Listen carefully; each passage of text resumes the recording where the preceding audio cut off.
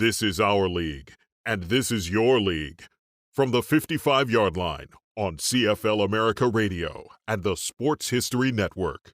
Stand by, 15 seconds to air. Stand by all cameras and videotape. Ready with your opening graphics. Stand by, Howard. Here we come, Frank. Ready, Don. Stand by audio, your opening music, and roll tape.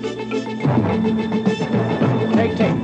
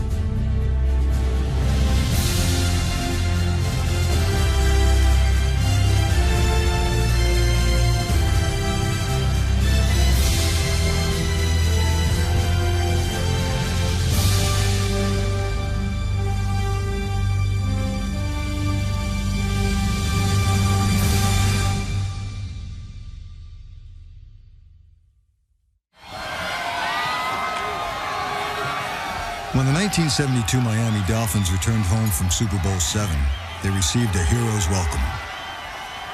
Thousands turned out to cheer head coach Don Shula, owner Joe Robbie, and the newly crowned champions of professional football. This is the Vince Lombardi Trophy for the winner of the Super Bowl. 17-0 says it all. The World Championship. The best team ever in professional football. The players are very happy for this World Championship, but you, the fans, should be just as deserving for the support you've given us the last 3 years. Thank you.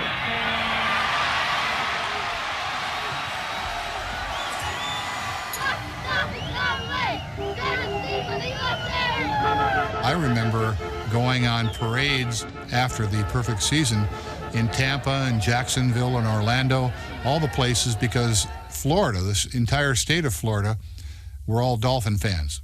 How far did you all come to get here? Carl Gables.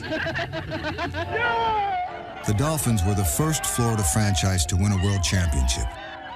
And throughout the state, fans of all ages were singing their praises. Miami Dolphins, Miami Dolphins, Miami Dolphins #1. This outpouring of affection was a new experience for the Miami players. 3 years earlier, pro football in general, and the Dolphins in particular, were like fish out of water in South Florida. We had some games where there were only 15, 17, 19,000 people in the stands. And that's not very many people when you look at the 80,000 that the Orange Bowl could seat. How many tickets have you got there? 6. Are you trying to sell them? Well, I could sell them, but nobody wants them. There's so many tickets. Everyone's trying to sell them. I'll just give them away. Your tickets for $1. A number of the Dolphin players were hired by the team to take the highlight film around to all the service clubs in town to sell season tickets. So you'd end up meeting a lot of people because you were out trying to sell tickets to a football team, and they'd say, "Who are you? Who do you play for?" But once that 72 Super Bowl happened, that kind of atmosphere changed. Hit him!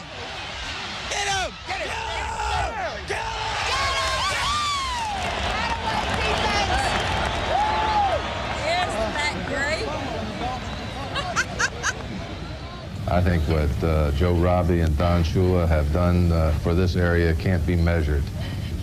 It's put us on the map, and I'm sure that they're going to keep us on the map for many years to come. Dolphin fever was everywhere. In 1972, the Dolphins made NFL history by completing an entire season unbeaten and untied. They were America's new glamour team, and life was good. Every team after a Super Bowl, particularly the winner, is involved in a great deal of publicity and promotional work. In pro football, the glow of victory can be a dangerous thing. It can make a hungry team complacent. It can make a focused team distracted. Don Shula would not let that happen to the Dolphins in 1973. He set the pace from the start of training camp, driving the players through long workouts under the scorching Florida sun. Shula would not let us lose. He was just a miserable SOB when you lost. I don't think that anything good ever comes out of losing. That's my attitude. That's the attitude of our football team. And you wouldn't say a word to him. You wouldn't joke. You'd keep your mouth shut and you'd grind. Shake it loose. Big mistake. Let's go. Don Shula went berserk on the sidelines and would call us everything that you can imagine. He will hunt you down and tell you, make the frickin' play. Hey, Frank! Frank! Get in there! Let's go!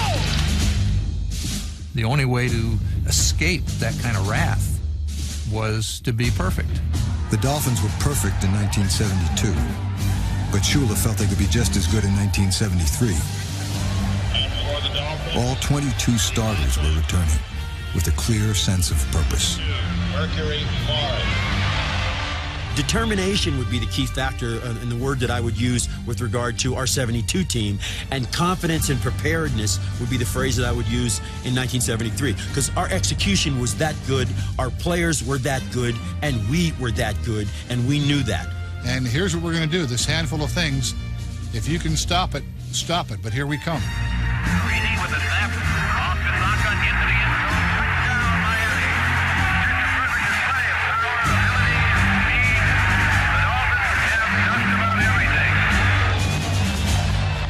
It wasn't fancy. It was just excellent.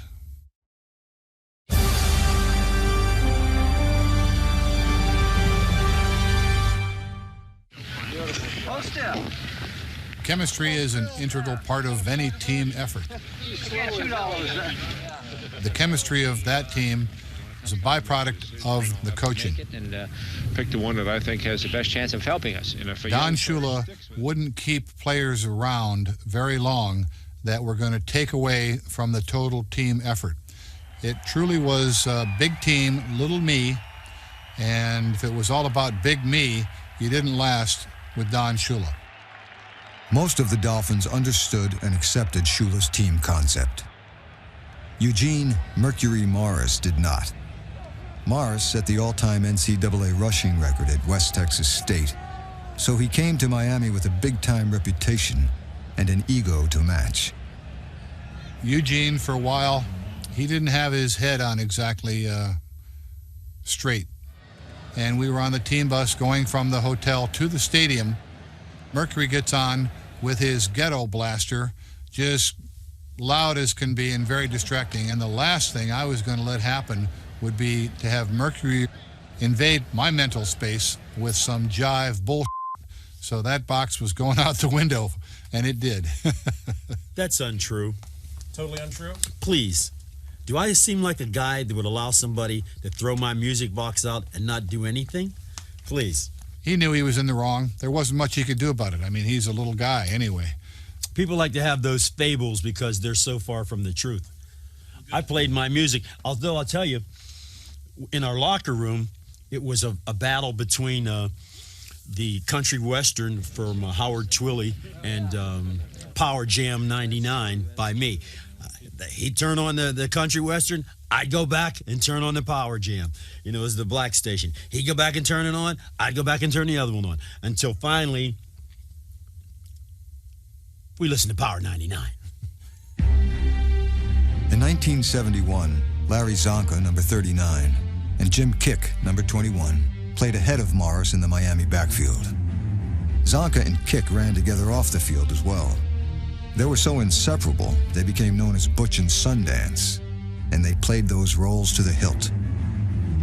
Zonka and Kick helped carry the Dolphins to their first AFC championship, but in Super Bowl VI, Butch and Sundance were no match for the Dallas Cowboys. Mercury Morris never touched the ball from scrimmage, and after the game, his frustration boiled over. The reporter came up to me and he said, Mercury, is there something wrong? And I'm thinking, what is this guy talking about? Is there something wrong? I said, yeah, something's wrong. I didn't play in this game. And the only time I was off the bench except for the kickoffs was the national anthem. Don at that time did not have the kind of confidence in me as a player. And really, it was not unwarranted because I was kind of a wild kind of a kid at that particular time. And although I was a runner, I really hadn't fit into Don's scheme of things in terms of making mistakes. You can't make any mistakes with Don Shula because he has to trust you. Shula had concerns about Morris's temperament, but not his talent. Morris had the highest yards per carry average on the team in 1971, and his speed made the Miami offense more explosive. So in 1972, Shula expanded Morris's role. The other thing I'd like to find out about Merck is whether or not he's capable of starting a ball game and going the entire ball game. So we're going to let him do this in preseason and just try to measure him this way as opposed to just being a spot player, the way that I've used him quite a bit in the last couple of years. When Shula gave me that shot to play, that was going to interrupt that concept of Butch and Sundance. Larry, the game had to be full of mixed emotions for you. Your best friend, Jim Kick, almost didn't get an opportunity to play. Well, Jane, this is a touchy subject at the moment. I don't want to go into it very much. It's tough for me to say anything because I'm best of friends with Jim, and of course I'm good friends with Merck. So anytime I say anything about one, it looks bad for the other. It came to a sudden shock, really, to me. I've been playing for 4 years straight, and all of a sudden, I'm not playing. And I think it was unfair the way it happened. I'm not knocking Mercury, because Mercury's a tremendous football player, as he proved last year. And I think I'm a good football player. It's just the way it happened, really, that sort of gripes me. I was never going to beat Jim Kick out. I was striving to get an opportunity to play with Jim Kick. Do you think, based on what has happened now, especially tonight, that you have earned that starting position next week? I'm not, I'm not concerned about that thing about starting. I'm only interested in helping this team get back to the Super Bowl, which is our main goal. In 1972, Morris moved into the starting backfield with Zonka. They each rushed for more than 1,000 yards. The first time in NFL history that two backs on the same team reached the 1,000-yard plateau.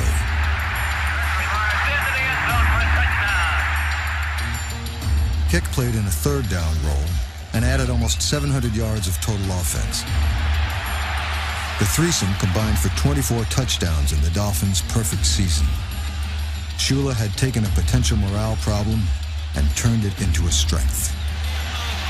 Looking at the guard, as soon as he passes that hole for the trappers, you got to cut it inside, Common bond. A common bond was actually Don.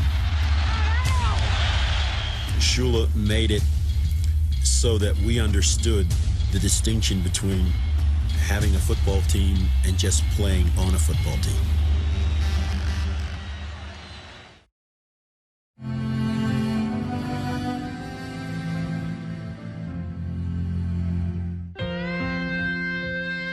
After opening the 1973 season with a win over San Francisco, the Dolphins went to Oakland in Week 2.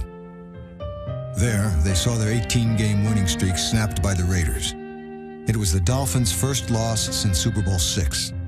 But the team that was so businesslike in victory was just as businesslike in defeat. Was the pressure off of us that our unbeaten streak was not alive? Not really, because I don't think we really thought much about it. Other teams thought more about it than we did. We still were preparing game by game by game. For the Dolphins, the next game was the only game that mattered. They were playing the New England Patriots, and to ensure an inspired effort, linebacker Nick Bonaconte invented a story about the Patriots putting a bounty on Mercury Morris. I can see Nick walking up to me now, with his Italian self. Hey, I'm telling you right now, I think these guys are going to come after you today. So you better watch yourself. I'm just telling you. They might want to come after you. I mean, like it's Sopranos or something, And I said, hey, they're coming after me? Okay. Let them come. Morris carried the ball 15 times and set a team record with 197 rushing yards. He scored 3 touchdowns and celebrated each one with a thunderous spike. And it wasn't a spike, it was a bust. It was an attempt to bust the ball. And I was trying to make it bounce as high as I possibly could so that they'd have to go like this and look up at the ball, knowing full well I'm finished with it.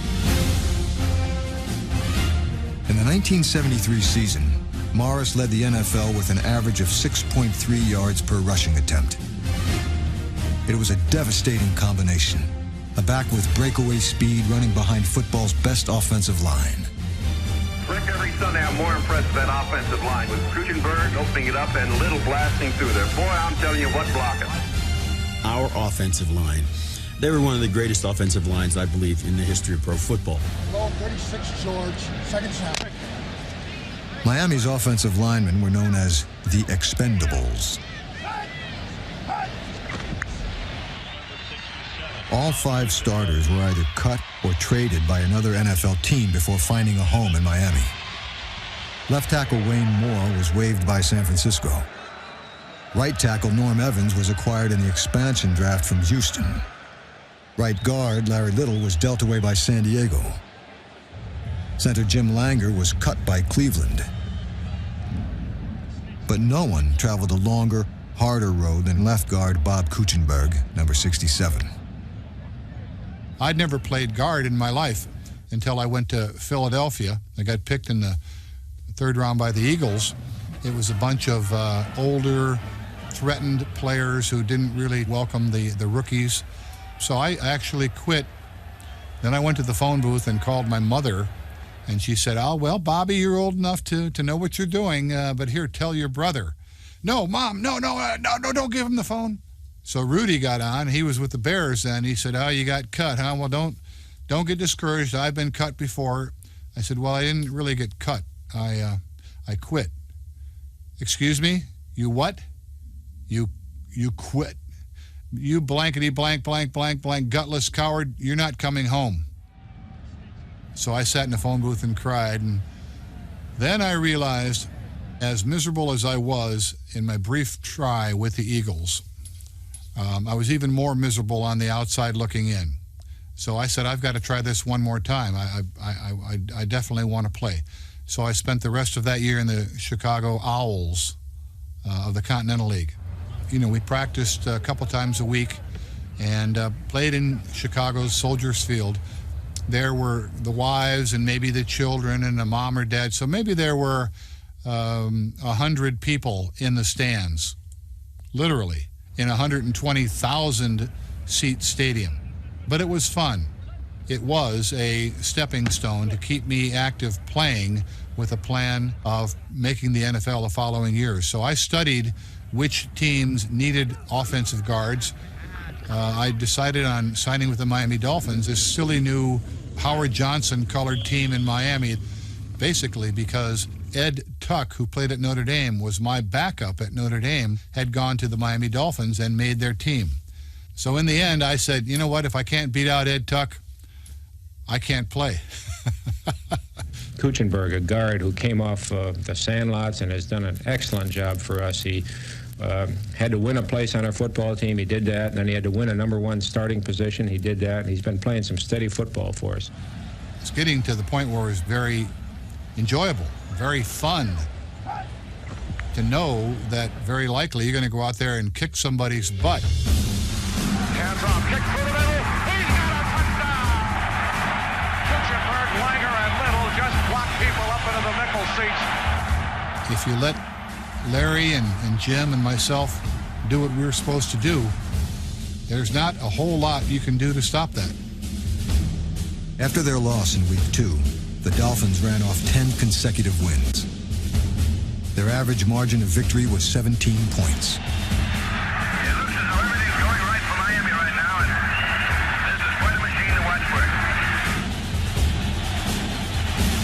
best team in football, and they were getting better every week.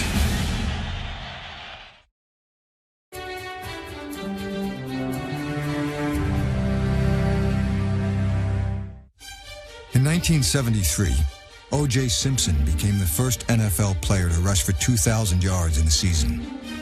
Dick Anderson in the Miami defense made him earn it.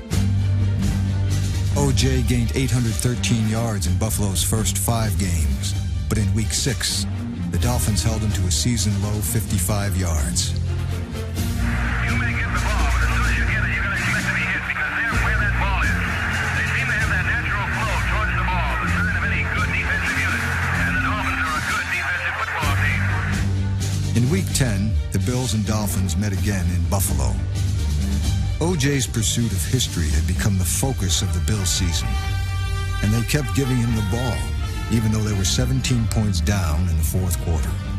Late in the game, both Nick Bonacani and Manny Fernandez got fairly vocal with the Bills, telling them, "What's wrong with you guys? Why do you keep giving it to O.J.? Try to win the game." The fact that Juice was trying to get 2,000 yards and the team was trying to help him get 2,000 yards, but not a victory, was consistent with who they were. This is a team that placed a greater emphasis on an individual record and an individual than they did on the team. It was quite opposite what we were all about. The Dolphins were about just one thing, and that was winning. Their stars, such as quarterback Bob Greasy and wide receiver Paul Warfield, number 42, put the team first. In the 1973 season, Greasy and Warfield connected on just 29 passes, but 11 went for touchdowns.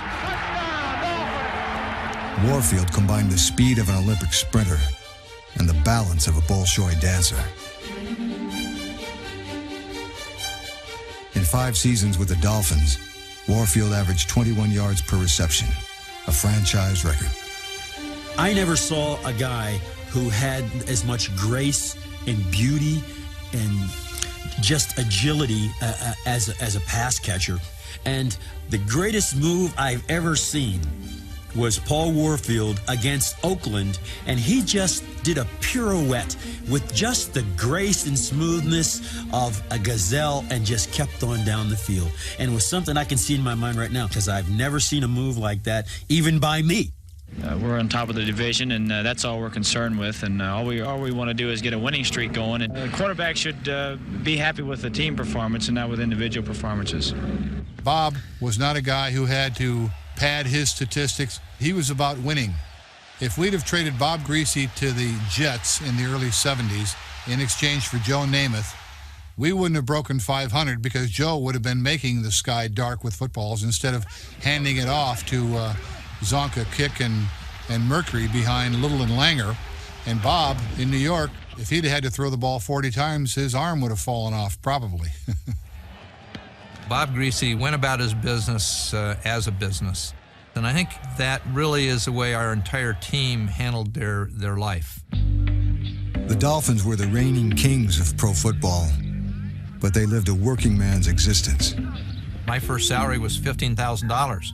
My second one was $17,500. My third one was $21,000. That wasn't a lot of money, and we knew that we weren't going to get the big raises, so we really had to work in the off-season if we wanted to get ahead. Manny Fernandez was a carpenter at $5 an hour. Larry Little was a substitute teacher. Nick Bonacani had gotten his law degree when he was with New England. He studied for the bar, passed the Florida bar, and practiced in a law firm. I'd sold insurance to banks and financial institutions.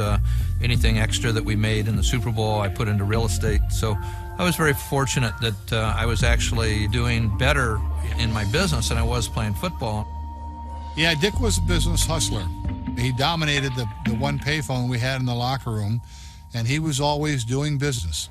Believe it or not, I had a car phone in 1972. In the trunk, the box was about 3 feet long and about a foot wide and about 6 inches deep that you put in your trunk. And in the early days, to get a line, you had to push a button until it got green, and then you'd dial the phone.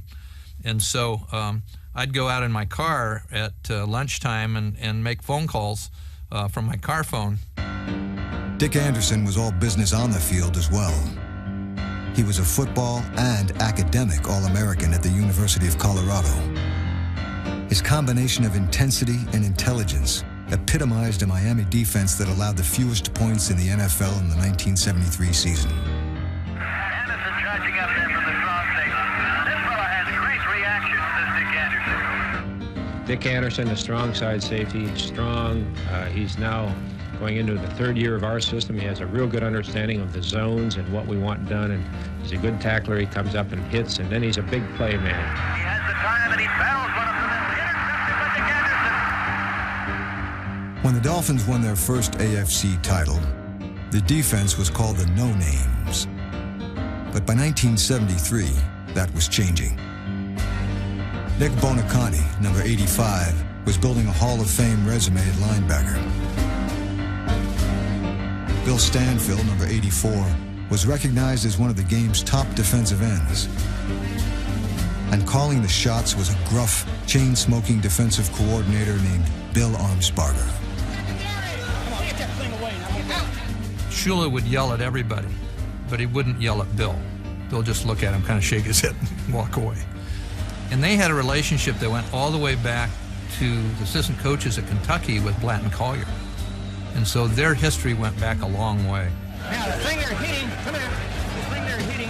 Arnsparger created the 53 defense, named after Bob Matheson, number 53. Arnsparger kept opponents guessing by using Matheson as a combination linebacker and defensive end. His ability to blitz helped the Dolphins lead the NFL in sacks. Even when he didn't reach the quarterback, his pressure forced hurried passes and interceptions. At the end of the regular season, we'd only had 150 points scored against us. 5 passing touchdowns was all that our defense allowed. And I think it proves that, the 73 team, even though we lost 2 games, was probably a better overall team than the 72 team. Dick Anderson led the league with 8 interceptions in 1973, and he was named Defensive Player of the Year. In Week 12, with the division title clinched, the Dolphins met Pittsburgh in the Orange Bowl.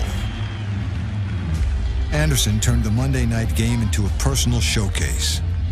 He set a team record by intercepting 4 passes and returned 2 of them for touchdowns. It was just one of those special nights that, it was just fun. Football's supposed to be fun, but it's work most of the time. But in that particular game, I think it's the only time in my career that I can remember coming off the field just smiling and laughing and saying, gee, this is kind of neat.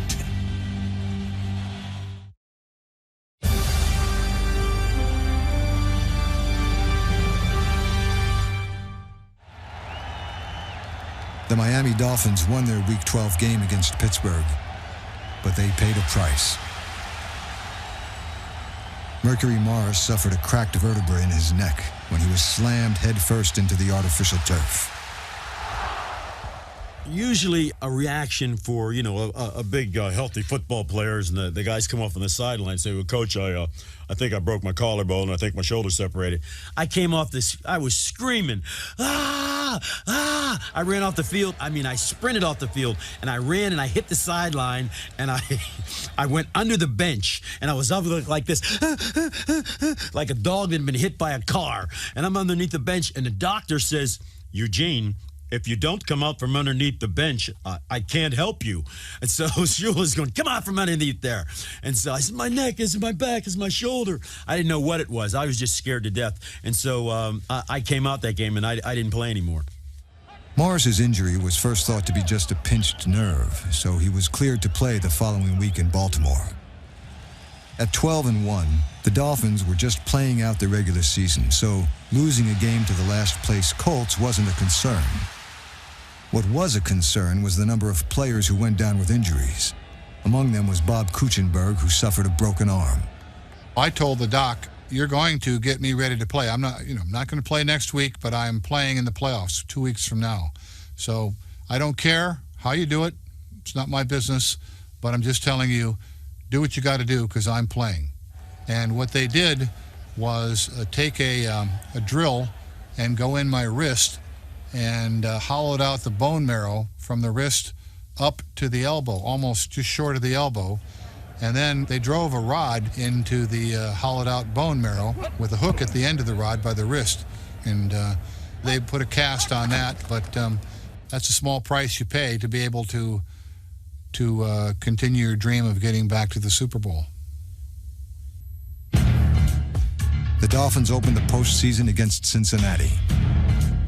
But after taking a 21-3 lead, the defending champions stumbled.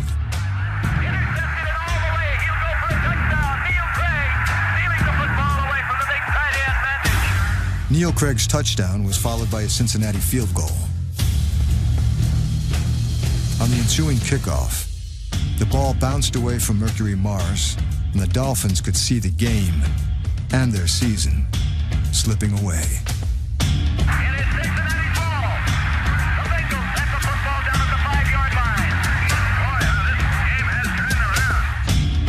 The Bengals turned that fumble into a field goal, cutting the Miami lead to 5 points at halftime. Shula was furious at halftime. He was screaming and yelling and couldn't believe it. And I think our emotion was one of fear. The fear we could lose this game. If we made mistakes and he was irate about the mistakes. Playing poorly is one thing. Another guy plays better than you, it's another. But making mistakes that are costly was something that he didn't stand for. We needed to get back and do what we were supposed to do in the second half. The Dolphins regained control of the game in the third quarter. Dick Anderson's interception set up a scoring drive that culminated with a Bob Greasy touchdown pass to tight end Jim Mandich.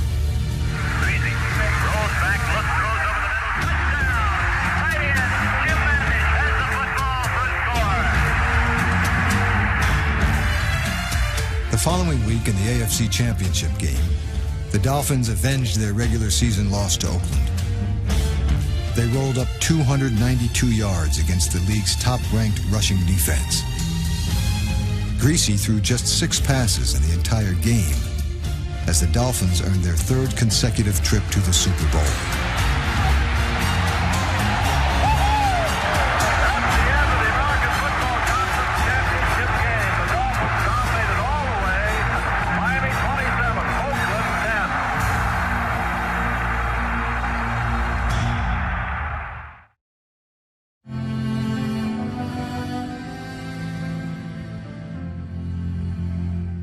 We will put on the line 1 bag of oranges and all the suntan lotion that you can use before March the 1st.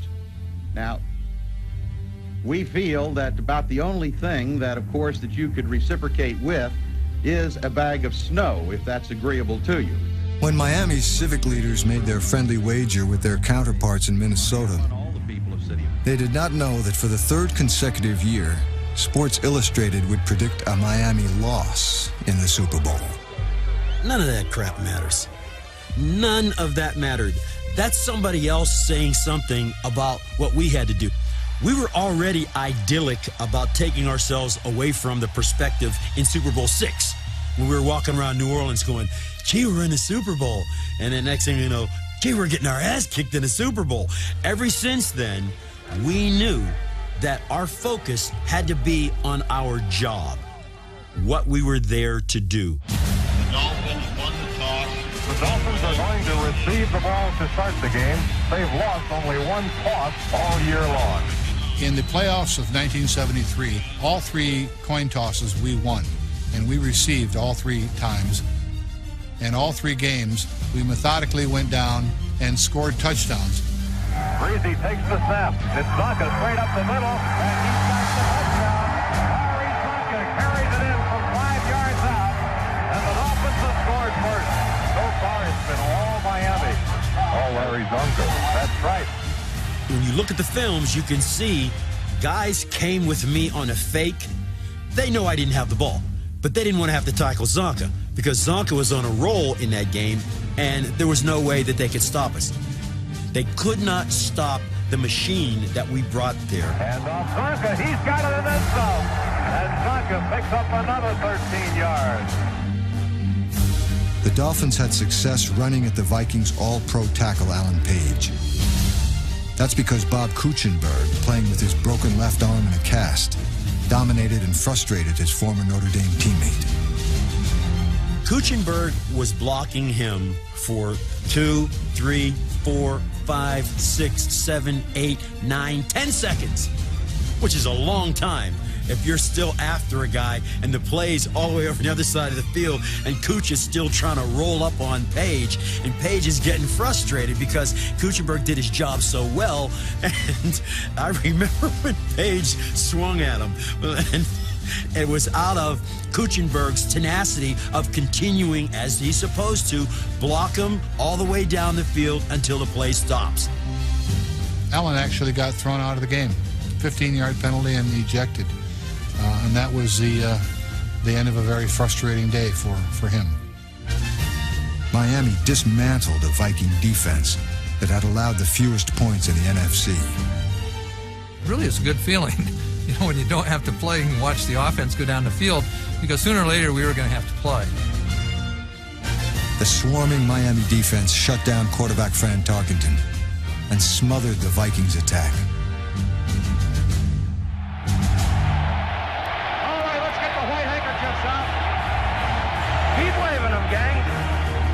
On offense, the Dolphins stayed with the game plan that won for them all season. Bob Greasy threw only 7 passes, but he completed 6 of them. It is caught. Warfield caught the ball while skidding down. A 27-yard pass play and an amazing catch by Warfield. Larry Zonka was the game's most valuable player, rushing for 145 yards and scoring 2 touchdowns. Now he hands off to Zonk, heading right side. Touchdown, Larry Zonka. His second touchdown of the afternoon. And the Dolphins, if they hadn't already, have now established clear superiority in this game. With the victory and the championship assured, Shula paid tribute to several veterans by allowing them a curtain call. One of the great honors in my career was at the end of Super Bowl VIII. Coach Shula called a few of us off. I went toward the bench, and Don Shula came over and gave me a big hug. That was the perfect ending to a nearly perfect day. And seems like it was yesterday. After the game, Shula and owner Joe Robbie basked in the glow of their second world championship. The question is, do I think my team is better than it was a year ago? There's no question about it. I think that we're a better football team than we were a year ago at this time. And I think that we've gone one step beyond last year's football team, even though we're 17-0. Perfect season. I think this going back-to-back on Super Bowls is more meaningful because, again, this proves that this football team can get it done.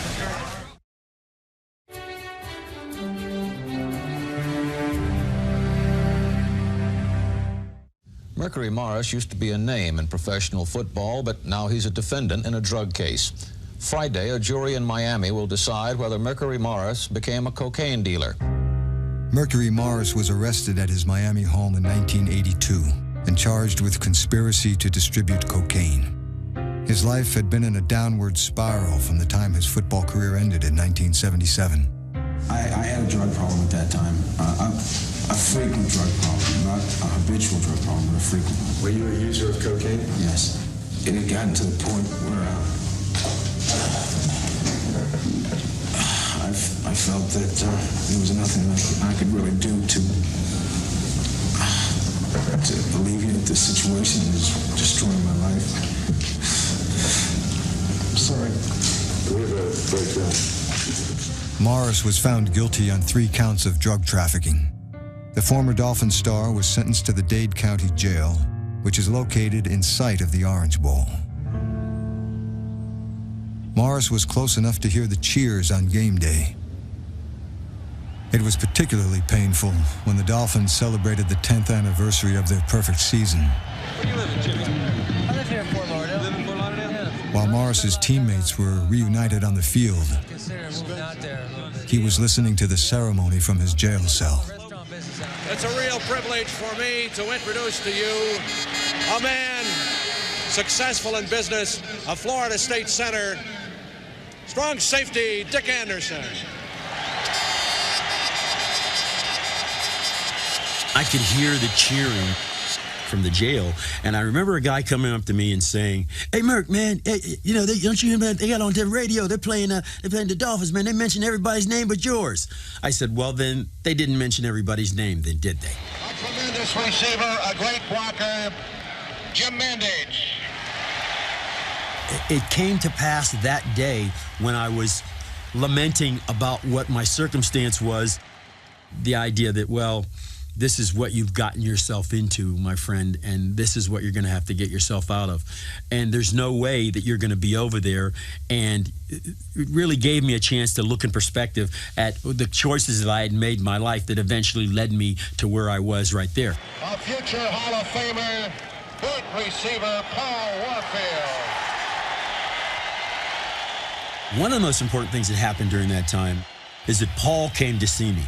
And even to this second, right this moment, even though it was that long ago, the respect and the love that I have for this guy, because he didn't want to come there. Nobody wanted to be associated with me because I'd gotten busted on this drug charge, and he came to see me. And it was such a lift for me that it made me feel that I still was part of that circumstance. Ladies and gentlemen, a standing ovation for the greatest football team ever put together.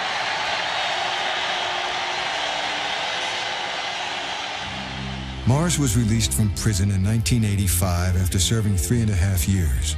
Reunited with his wife and daughter, he said he was a wiser and better man.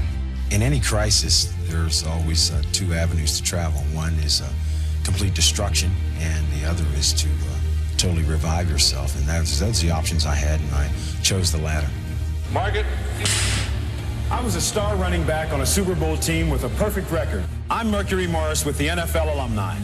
For a time in my life, I went the wrong way. Morris became a spokesman in Florida's war against drugs.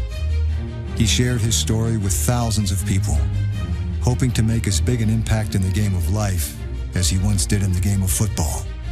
I'm happy that things turned out the way they did in my life, and I'm thankful as I look back for every single circumstance that I've gone through, because it's enabled me to learn something about myself and about what teammates are and about who people are. So we're a close-knit group because of the great times and because of the adversities that we've gone through together. Jim, you look great. Jim, you look sitting next to me. Eugene has grown immensely in the years since we were playing together. He said, when do you get your American Express bill a month from now, you know? He made some mistakes that a lot of young people make.